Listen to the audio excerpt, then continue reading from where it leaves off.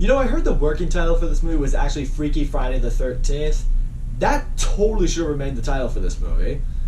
I mean, nothing against Freaky, but seems kind of simple of a title if you ask me. Freaky Friday the 13th would have been way better.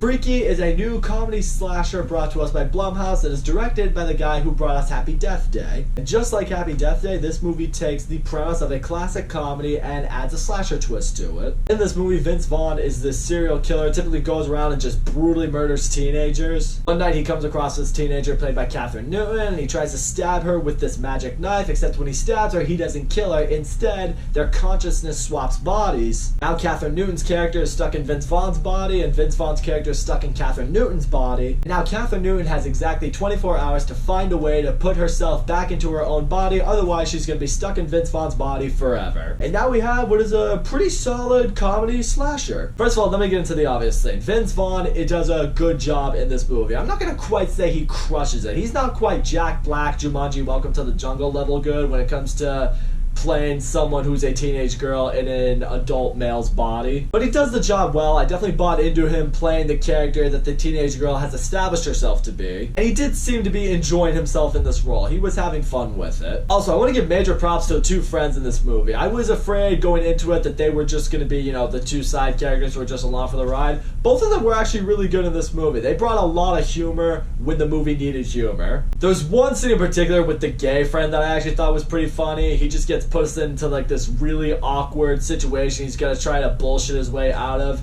I actually thought it made for one of the funnier moments in the movie. I was actually laughing at it. And unlike Happy Death Day, this being a rated R slasher, you get a little bit more violence in this movie. When people die, it's a little bit more brutal. That's where I will get into some of the flaws I had with this movie. As far as when people die in this movie, I didn't really care that they died. I know, you're gonna be quick to tell us like, well, it's a slasher. You're not really supposed to care if people die. True.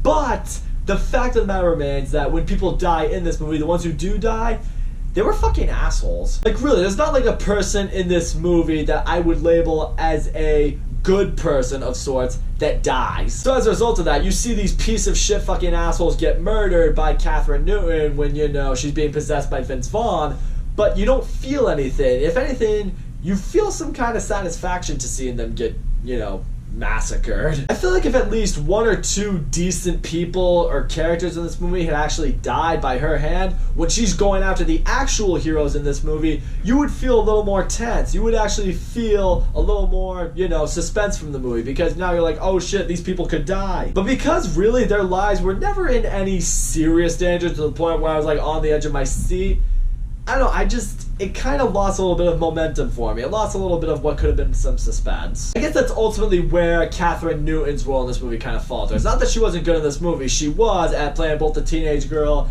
and, you know, someone possessed by a serial killer. But I think it's just the fact that she didn't kill as many people as I expected that she would.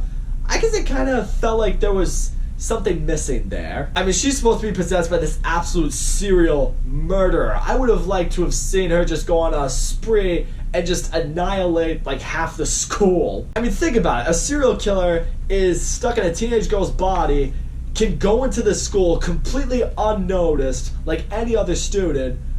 I mean, don't you think, you know, there would just be mass killings everywhere? I know, it just would have made more sense to me. Instead, we only get a handful of deaths, and all of them were people we're not supposed to even like in the movie to begin with. Also, I will say this. One thing that I think Happy Death Day really had going for it was the surprising level of heart that was in that movie. The movie was funny and it was a bit ridiculous at the same time, but when it wanted to go for an emotional moment, not only did it go there, but it really hit it hard. Like, I've met a handful of people that said when they watched Happy Death Day, there were a couple scenes that had them crying, and I looked at them, I'm just like, I don't knock you for it. I feel like this movie had a couple of moments where it went for the heart, and it tried to give us more of an emotional moment, but I feel like when they did, they kind of backtracked a little bit and then went for more of a joke. Like, there are a few elements in here where they really could have hit home with, you know, there being emotional moments, with there being like family troubles or friends troubles or whatever it could be. And instead, when it happened, they went for the joke and really didn't go full on, all right, let's make the audience feel it. My guess was Blumhouse thinking to themselves, alright, we finally have a rated R comedy slasher on our hands. Let's just really go for what the people, I guess, really want, or what they assume the people want. And that is to just see people get absolutely massacred. So that's just it, guys. All in all, Freaky was a solid movie. Vince Vaughn did a good job in this movie, but I really think Catherine Newton especially did a really good job here. The supporting cast did well. When people die in this movie, it's pretty graphic and brutal. The movie has some intense moments, and I won't deny the idea of taking the premise of Freaky Friday and turning it into this slasher movie. I think that's great. That being said, I do think this movie had more opportunities to be a little more intense, a little more brutal, but they didn't take it. I also think this movie had way more opportunities to get a little more emotional and really hit the audience in the feels, and they didn't take those. In the end, although this movie does have its enjoyment, I don't think it's on the same level as Happy Death Day, but I will say this: if Blumhouse wants to continue taking classic comedies and turn them into slashers, I'm not over that concept. I would like to see more of it, but more so how they started doing it. So that's all I gotta say, guys. Thank you so much for watching my video. Don't forget to leave a comment, like, subscribe, and I will see you all next time.